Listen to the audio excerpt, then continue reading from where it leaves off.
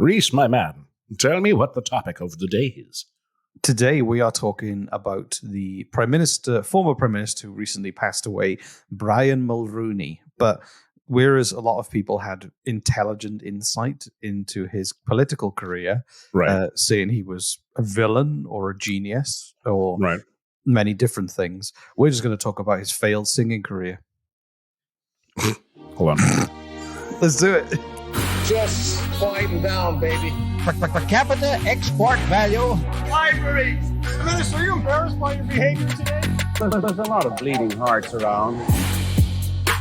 Do you have the fortitude or the gonads to stand up and come across here and say that to me, you son of a bitch? Just watch me. He certainly went too far, Mr. Speaker, when I saw him stick his tongue out. Contemptuous disregard. More than a slab of bacon talking here. The disappointment you also feel is my responsibility. I lost my temper. What is the nature of your thoughts? The word was FART.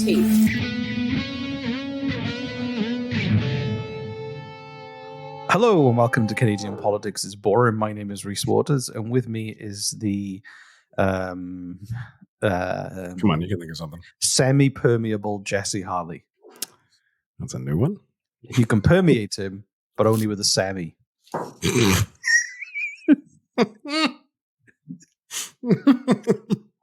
that's good. Thank you very much. Who is eating while we record an episode? Bearing in mind, I'm hitting the mute button. he is hitting the mute button, but then when he unmutes, he still sounds like he's talking with his mouth full. Which my wife, who's very British and eats pizza with a knife and fork, would slap him over the head for. I twitched the other day. By that, I mean I played video games on fine, Twitch. I don't want to know. The website, twitch.tv. And I had pizza and wine and like using this microphone. And this microphone is not built for podcasting. This is I saw you post on Instagram. Yeah. This microphone is built for voice acting. So it's really kind of up close and dynamic, and it's made for get all that. It's not like a direct mic. So I was like being all clever. There's a button on my Focusrite thing here that just says direct monitor. When I click it, I don't hear myself. I'm like, oh, that must be the mute button. It was not the mute button. And if you go back and rewatch that video on Twitch, you can just hear this like the grossest, loudest eating sounds for like an hour. And I thought I was being nice. Well done, Jess. Mute button. Well Yeah, done. thank you. That's amazing. I'll have you know as well, I'm currently recording from home with 75% of my kids have got a day off school because it's a professional day for the teachers, and that means that other people don't get to go to work. So they at the moment they're outside. That's a way to look at it. Sure. At the moment they're just outside and running around with guns, not real ones, and just The teachers? they're fine. No, my kids. Oh, okay. I mean, I hope the teachers are. I mean, you never know. Maybe it's a team building exercise. But anyway, I just wanted to say as well, we have a brand new range of T-shirts that I'm very proud of. Very happy with these. You did a great job with these, Reese. So if you go to CanadianPoliticsIsBoring.com, it's a TeePublic site, and you can find them on there. I'm very proud of myself, and the feedback's been good so far, but no one's bought one. So far we have wonderful T-shirts such as Justin Trudeau with his finger on his lips saying, "Oopsies, I did a communism." Pierre eating an apple saying, "An apple a day keeps the questions away." Yep. Another Trudeau one that says, "Single and sassy Prime Minister," and he's got a kind of he's showing his muscles off, and he's got some aviators on, looking like some kind of beach god. It looks great. And then we've also got another Polyev that says, "I go from nerd to alpha in one makeover," which I'm quite proud of too. So there we go. Wonderful merch. And we've been meaning to change the website where you can buy the T-shirts from an American one to a Canadian one so that our Canadian listeners don't have to pay shipping fees. We've been trying to do that for 3 years? 3.5 years. 3.5, 4 years. Yeah, that's good. Yeah. It's just Any too hard. year now. Some things Any year now. like homelessness, some things just can't be fixed, even though they can. I don't think that should become a catchphrase. That's Some things can't be fixed. like homelessness. Yeah. Although it can. We did prove that in an episode that it is possible to fix in Canada. Anyway, do you want to talk about Brian Mulroney? Let's do it. Yeah. One thing that we did say we were going to do, and we haven't done in the last few episodes, is improvised heritage minutes. Okay. We have a while. All right. I'll make sure we'll make sure to do one. It's up to you to assign the heritage minute. That's the rule. I'll do it. And with this new Sora AI, I'm pretty sure we can make video versions of them quite easily. I don't think it's public yet, is it? No, when it comes out, we'll do. Okay, that shit terrifies me. Like, seriously, as a filmmaker, my days are numbered. Honestly, like honestly, I'm seeing a lot of people saying that the specialism will move to live events and documentary because AI can't do that. So true. Yeah. So that just sucks. I got a degree in documentary film and TV, which I knew about 20 years ago when I did it. I was like, AI is going to take over one day. And you did not think it can't take. No, I didn't. I worked at iStock Photo, which I don't know if you're familiar with iStock Photo. It sells, your kids are being naughty. Hang on a minute. I'm going to go do a parent. Take out your whip and chain. He's muted himself. I'm reading his lips. He's swearing up a storm. Just spittle is flying from his mouth. He's giving them the finger. I've just been invaded in the middle of my meeting by kids. Right, Eddie, you're not taking that bottle of water outside because I know you're going to tip it over your brother's head. Yes. No, you drink the water in here, you put the lid on it, and then you go out. What were we talking? Just the three of them burst through the door. Eddie's throwing water over me. Can I have a drink of water? Anyway, sorry, what were we talking about? Brian Mulroney. Brian Mulroney, which I actually don't know that much about, to tell you the truth. Me neither. Honestly, me neither. Some people say that he helped make the modern Canada that is Canada today. Other people hate him and saying he was a disaster. But it sounds like every single politician ever. I know, exactly, yeah. So this episode is called Brain Mulroney Failed Crooner. His funeral's coming up soon. But how old did he live? How old did he live? How old? Yeah, isn't that? How old was he when he died? He was born in 1939 and he died this year. So do the math, Jesse. That's what you're telling me? Yeah, you work it out. 25. Is important. Nobody knows. It's impossible. It's another one of those 84 years old. Which is a good age. If you make it to 84, that's not bad. That's not bad. That's decent. I understand as well he spent his retirement in Florida, which is where a lot of Canadians retire by the sound of it. Drive around in a golf cart and drive over each other's toes, that kind of thing. Play golf while we're in adult nappies, diapers. Adult nappies. Diapers. Yeah. Play golf. Adult nappies. Exactly. So state funeral is going to be held, the 18th, in 5 days' time. And people have been talking about his contributions to public life and his condolences to his family. But I wanted to talk about he did lots of things to the country. Some people like it, some people don't. But one thing he did love was singing. I did not know this. And I think he described himself as a failed crooner, successful politician, but failed crooner, which I think. What's a crooner? Like, like Frank Sinatra, like Michael Bublé, those kind of songs. Like that. Do you have examples of his music? I have examples. I have 2 examples of him singing that I am going to play for you. All right, I'm excited. Okay, cool. Like right now, or you got more to talk about?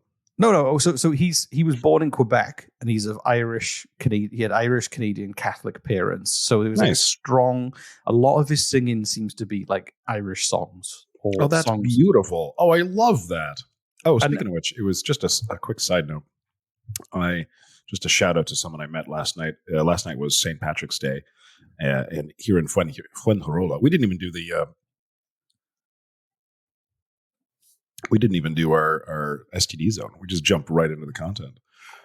That's because they were so efficient. I mean, it's still 11 minutes in, so it's not that. That's true. It was St. Patrick's Day here, and in Fuengirola, Spain, cute little beach town. Okay. And there are a remarkable amount of Irish pubs here, specifically Irish pubs, labeled Irish pubs, Tom's Irish Pub, etc. The most authentic ones say Irish on the outside. I know, right? Yeah, exactly. Yeah. Just so you know.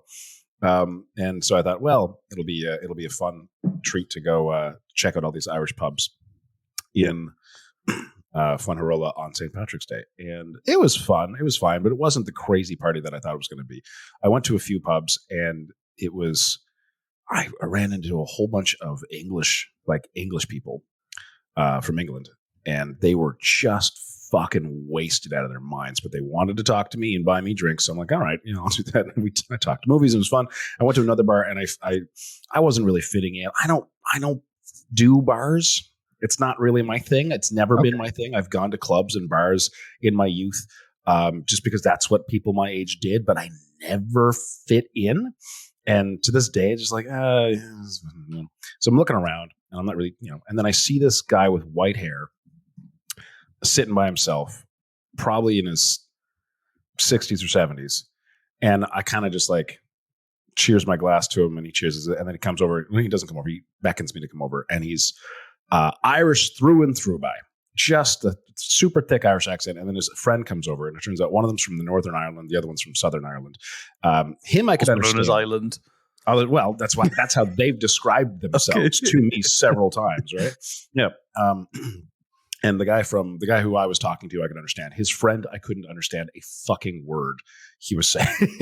Not one word. Two different thick accents. I loved it though. That's amazing. He had visited. He just talked to me and told me that he had visited Montreal, Quebec, and he visited Nova Scotia, and he was so crass in this joking way. He kept telling me to fuck off every 30 seconds whenever I'd have a response. But he did it in this fun, sort of plucky Irish old man way that wasn't. Kind of likes being told to be fuck off by him, because he said it. The way he said it was good. It was great. Yeah, that's good. That's so exciting. that was my Irish experience at an Irish pub during St. Patrick's Day in Spain. Nice. There we go. It's good European mashup. No. Also, I had fun talking to Irish and English people in Spain on St. Patrick's Day, and everyone was just really drunk, super drunk. I had this one woman who was British, and she, from the moment she met me, she was I could just tell she was wasted out of her mind. But she was so lovely and really fun, and invited me over to drink with them. And she was telling me about her daughter, and she got me to her daughter's in Scotland and hiking. And she's like, you should follow her on Instagram. I'm like, all right, I'll follow her on Instagram. Take out my phone, I follow her in front of her, and then for the next hour, she tells me about 17 times that I need to follow her daughter. I'm like, I have followed your daughter. And then she takes out her phone and gets me to follow her. So I do that in front of her. And then for the next hour, she tells me about 17 times that I need to follow her on Instagram. I'm like, oh my God. Okay. Yep. Yes, I will. Just, it was sounds like short-term memory loss. Yeah, seriously. Right. Yes. So young, they were lovely. They were lovely people. Sounds like you had a good time anyway. I did. I had a great time. Yeah. What about you? Catch me up on you. We're doing. What did I do? We should edit this so that's the front of the episode. No, it's fine. We'll just play it like this. I was invited by a lovely family, and our kids are friends with their kids, and they're a lot of Cape Bretoners to a house party in a neighborhood near ours. We had a really good time. It was also made a barbecue. We took some Guinness up. My wife made a lemon pie. And everyone had a good time, except I was introduced as, this is Reese, he's famous, he's got a podcast, which kind of put me on the back foot. So, who said you were famous? Your wife? The dad. No, the dad. From the He's family. famous. He has a podcast. That's very funny. Canadian podcast. So, or a very small percentage of Canadians listen to our podcast and nowhere else. Very famous. Exactly. So anyway, but shout out to Brian and Lynn. Thanks for inviting me. And Lynn loves the podcast, which is good. So I gave her a mug. Hi, Lynn. Anyway, it was a good best St. Patrick's Day I've had in a long time. It was great. That's awesome. Did you drink rum and become a monster? No, I alternated between Guinness and seltzers, so that was fine. It's fine. It's a good combo. It's been 4 years I haven't drank with you once, and just because you say you become a fun monster, or what is it? No, not a fun monster. What was your term? Nightmare? A fun nightmare. Yeah, I have to see this at least once. It's our too live show is expensive. coming up. Honestly, it's too expensive. It takes me a long time to get drunk. Well, our live show is coming up. I bet you people would want to buy you drinks just to see you turn into a fun nightmare. I don't know. I'll get your cab home for you. That's no problem. If I have to, if that's the price of admission to see you turn into a fun nightmare, I will pay it. Okay, just saying. I don't know. We'll lose a lot of listeners that evening. So, I'm okay with that. Exactly. It's only 55 tickets. It's fine. Yeah. It's not a large amount of people. We should all drink to celebrate the life of Brain Mulroney as well. Sure. See how I brought that back to the content? Oh, I see. What you're doing. There we go. Okay, tell me about Brain Mulroney. So actually, do you know, his childhood was interesting. So he grew up in Quebec, but there were no English language Catholic high schools. So his dad, who was a paper mill electrician, basically paper mill electrician? Yeah, basically worked his ass off to afford for him to go to a Roman Catholic boarding school in New Brunswick. Interesting. So his parents kind of sacrificed a lot for him to be able to go to university. Okay, nice. But the one thing that he did do was he would sing. He would use his he learned a lot of Irish songs as a kid and loved singing. So there was a newspaper publisher called Robert McCormick in his hometown as a kid. I know that name. And he would sing Irish songs for McCormick, and he would give him $50 for singing to him. That's a lot of money. I know, but especially way back then, like that's a lot of money. There's a lot of money. So apparently, it was just something he would do. He would use it. So he must have been a good singer. So Robert McCormick, back in like the I'm going to say 60s, 70s. This would have been the 50s or the 60s. The 50s or the 60s. Robert McCormick. Who was Robert McCormick? He was a newspaper publisher. So he would have been newspaper quite publisher. Invited over this kid to sing Irish songs and then paid him $50. Yeah. Excellent job, Brian. Excellent job. Sing the next song for me, but this time without any pants. Well, they didn't have. I like my pantsless songs. They didn't have Alexa either, did they? So you would just pay a kid $50 to be Alexa for you. It doesn't sound. This sounds wrong. Alexa, very, very play wrong. traditional Irish songs on Spotify, and then it would start. But instead, boy, sing traditional Irish songs. Boy. So anyway, and then I'm going to skip over the stuff that everybody else talked about: politics. Yeah, that's a good Prime Minister, because we're really not a political show. Let's face it, are we? No, but if you want to learn that stuff, don't go to our political show podcast. There's tons of other podcasts, and I'm going to fast forward to Brian Mulroney hanging out with President. We have Ronald. Politics in our name. Okay, he's a politician. I'm just talking about his singing career. What's wrong with that? Not that bad. I love exactly. it. Keep going. It's great. So 1985, March the 18th, him and President Ronald Reagan got on quite well. They were Did Ronald Reagan pay him $50 to sing for him? No, but they did. I'm about to show you a video. They did sing together on stage with their wives in something that looks like what I would say is a dollar store Broadway event. I'll play it for you now. Hang on, watch this. Okay.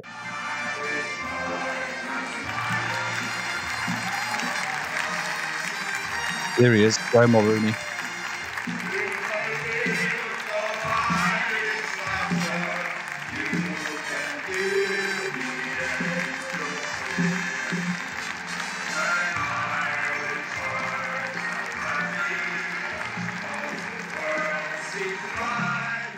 I'm just going to pause it. Do you know which one is which? Which one's Ronald Reagan? Which one's Brian Mulroney, Jesse? Oh, I know them. And like which one's which? Left or right? Brian Mulroney's on the left. Ronald Reagan's there we go. Easily on the right. They're in tuxedos. Everyone's wearing green and shamrocks. Their wives are wearing sparkly green dresses, and everyone's swinging to this song just to set the stage. There's a lot of extras in flat caps. Yeah, I was just going to mention that. Like they're all dressed the same too, with like these flat caps, these yellow kind of over jackets with green striped shirts, and a single hairy mustache. Yeah, it's very strange. I feel like it's Irish stereotype variety hour. That's what I would describe it as. That would make a great title.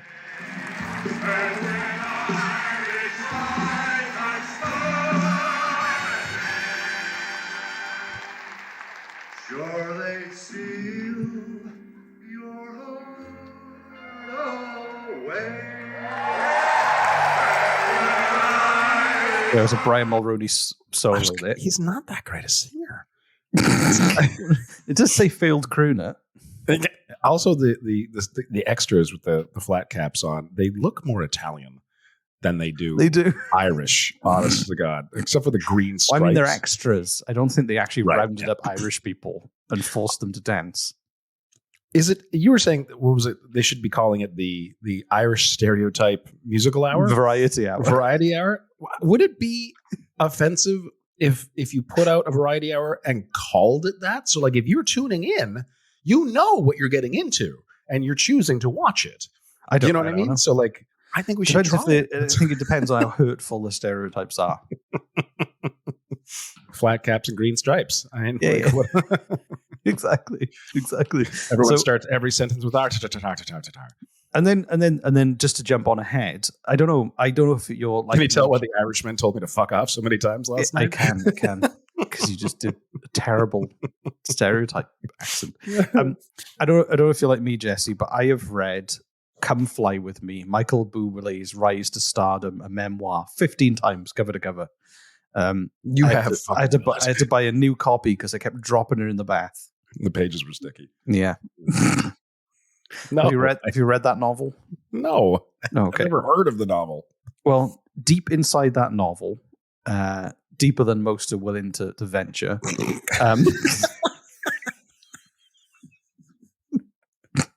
So around the beginning.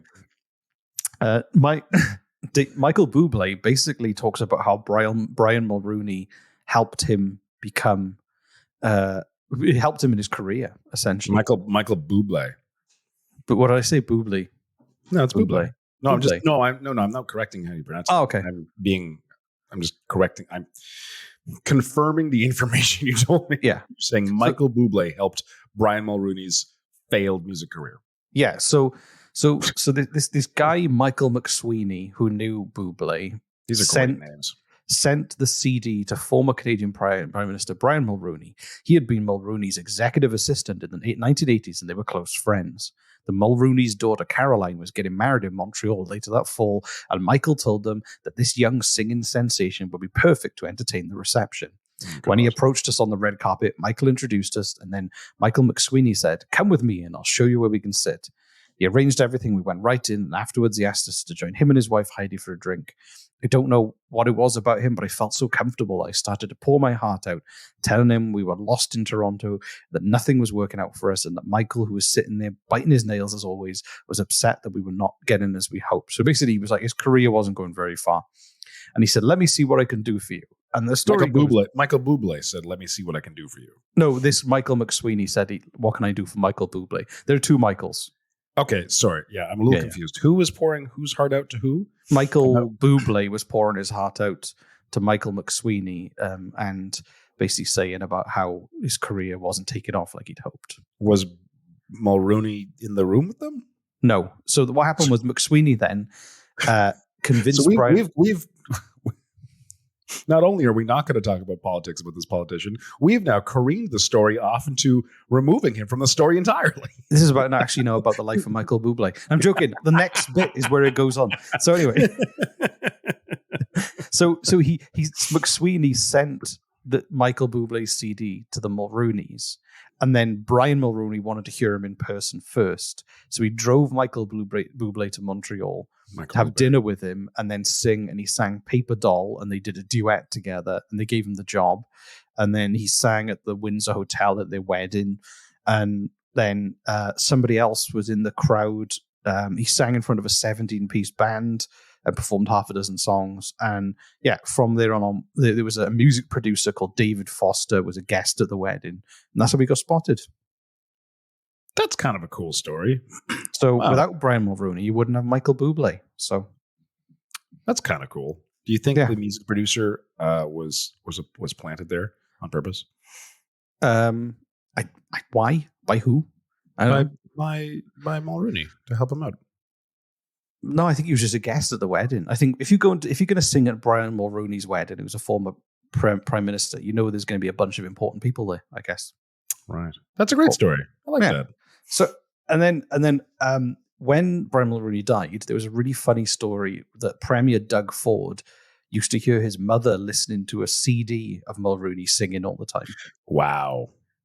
I came home one day and I'm hearing Brian Mulroney's voice singing. I'm thinking, okay, Mom, where's he hiding? But apparently, Doug Ford used to call Brian Mulroney all the time and pass him on the phone to his mother, and he'd sing to her down the phone. And hold on. Sorry, say that again. Who did what? Doug Ford would call Brian Mulroney. He'd go, "Hey, Brian, it's my mother. Would you sing to her?" He'd hand her the phone. Brian Mulroney's mother would then listen to him sing, and he describes his mother in this way: the effect his singing had on her. My mother was a puddle on the floor. I don't know if I like that. Doug Ford with a mop. Anyway. That's okay. So his singing did work on some people. She turned into the T-1000. Yeah, exactly. It's just like Mercury. Anyway, and then the last clip I could find of him singing. This was at a cancer benefit with Donald Trump in Mar-a-Lago Resort. He sang. Please tell me Donald Trump is also singing.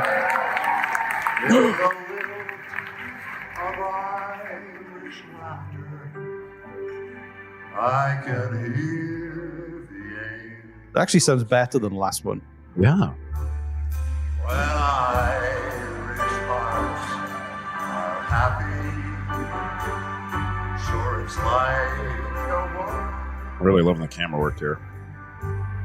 And when Irish eyes are smiling, beginning, sure they'd steal your heart. Wow. That was a cancer benefit in 2017. That was actually really, really decent singing. That was camera work is what I'm really impressed with. Like, you know, someone with a smartphone at the back. Yeah, but it was just wobbly and weaving back and forth, and like I get it if you're zoomed in, but he was on a wide, so like whoever was holding it must have been fucking plastered, and was like, it wasn't about holding the phone, it was about him trying to stand up, him or her, whoever it was. Like, it was just, come on, how hard is it to hold a phone stand on wide? Like, do you know the funny thing though is that remember Stephen Harper's band? Unfortunately, they were paid. It makes me laugh. Stevie and the Harps. Yeah. Stevie and the Harps, exactly. But the funny thing is, when I look at that, is that there was a crowd willing to listen. They weren't being there out of politeness, and they were actually enjoying his singing. And the band would look like they weren't being paid and made to do it. Right? No, was it the pianist who was like, big finish, here we go. Exactly. Yeah, they seemed like everyone there seemed like they were having a good time. Exactly. You know? Unlike they were hammered. Stephen Harper. They were hammered and raising money for cancer. And I don't know, Trump was there too. I didn't see him there on the video, but I wonder if Trump can sing. He claims he can, I imagine. Of course. He's the best. He's the best singer. People say he's the greatest singer. But he doesn't get the opportunity, and it's sad. So sad.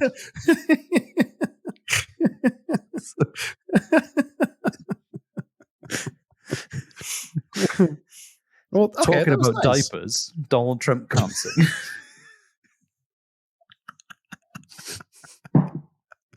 That's a great segue. There we go. That was nice. So I'm done. There we go. Brian Mulroney, failed crooner. He did have a good voice. I like that in the aftermath of his death, where everyone's discussing whether they liked him as a politician or not, we decided to not touch on that whatsoever and just talk about his singing. Which they talk about his political legacy, and we talk about his legacy on Michael Bublé's career. Yeah, that was kind of nice, actually. I like that. Yeah, and he had a big finish. So he did, at least in that song. Yeah, and in life. Yeah, great. And made nice. Reduced Doug's Ford mother to a puddle. Okay, all right. Here we go. Witch of the West. Here we go. So, are you ready for this? Am I? I don't know. We're going to do an improvised Heritage Minute. Okay. Okay. You're going to have to do multiple characters, but you've done that before. It is Brian Mulroney has come home to visit his mother. Okay. His mother is knitting, crochet on the couch while watching The Price is Right. And she's not having a good time. And she's in a bad mood because she lost a bingo that week. And Brian tries to cheer her up by calling up Brian Mulroney. And no, not Brian Mulroney. Sorry.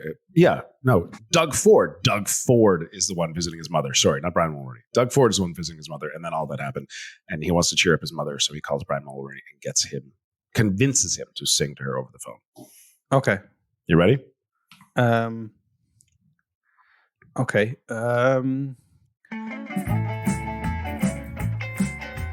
So Doug Ford pulls up in his chauffeur-driven Chevy SUV with his security guards, wiping a smattering of white powder from his left nostril. From a donut. He steps out, stepping over a homeless person, and wanders up his mother's front door through the gate. He knocks on the door and then just goes in. She's deaf. Doesn't matter. As he steps over the pile of mail, he picks it up to take it to her for her to open. And he can hear the TV on. He goes in. And his mother's there watching her favourite game show and knitting. What is she knitting this time? Left gloves. That's all she does these days. Is gloves for the left hand. She refuses to do right ones, and nobody knows why.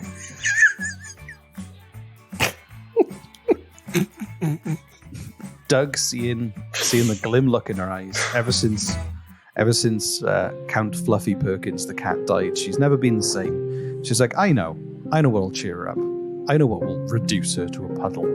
I'm gonna call Brian Mulroney, former Prime Minister and failed crooner. So young Doug picks up the phone. He remembers the number because he's super smart. Presses it. Brian answers.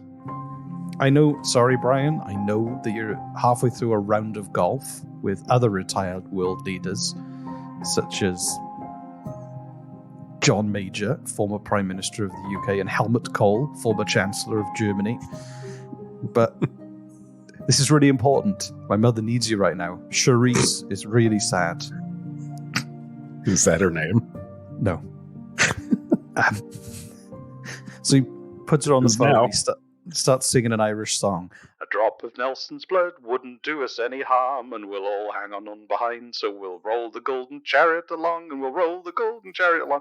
His mother begins to melt, so we'll roll the golden chariot along. Her nose droops off her face, and we'll all hang on behind. A plate of Irish stew wouldn't do us any harm. A nice fat cook wouldn't do us any harm. Her head falls off her shoulders. A roll in the clover wouldn't do us any harm. A long spell in gaol wouldn't do us any harm. Her body is now steaming as it slowly melts into a viscous liquid. A round on the house wouldn't do us any harm. A hot glass of whiskey wouldn't do us any harm. If the devil's in the roll, we'll roll it over. Sing chorus 3 times. And she's reduced to liquid. He gets a mop, scoops her up, puts her in a bucket, puts her out the back door. Thanks, Brian. You cheered her up. I don't know. That was a weird one, man. That was a fucking weird one. It was great. If you find, it would be funny. You should find like some press conference videos of Brian Mulroney and just take snippets of him talking and use that for his response on the other end of the phone.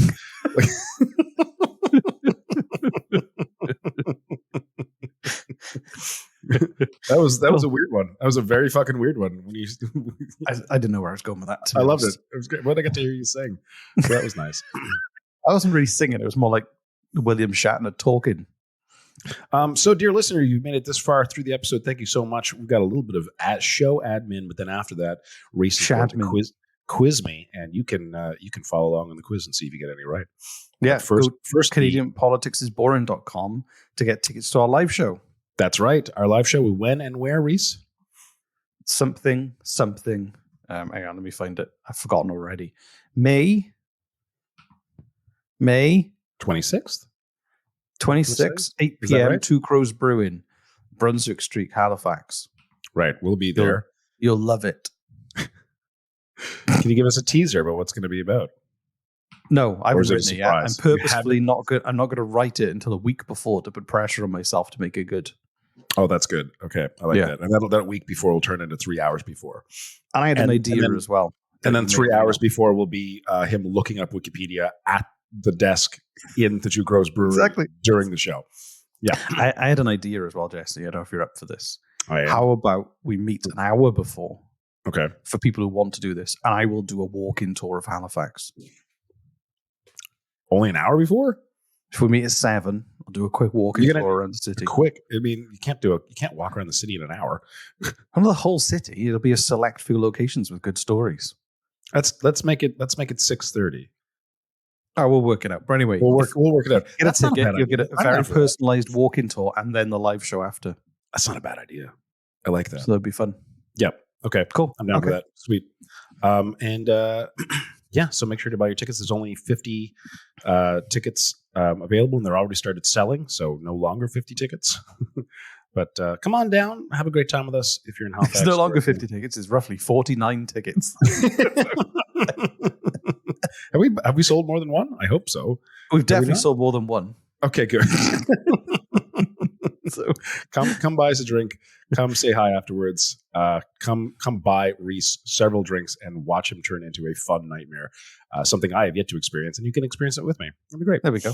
So there we go. Questions for Jesse. Quiz time. Quiz time. Can we have like a theme music? Can we have theme music for quiz time? What religion was young Brian? Oh gosh. I'm gonna say Catholic. Boom, boom. Yes. How much did the newspaper publisher pay him to sing?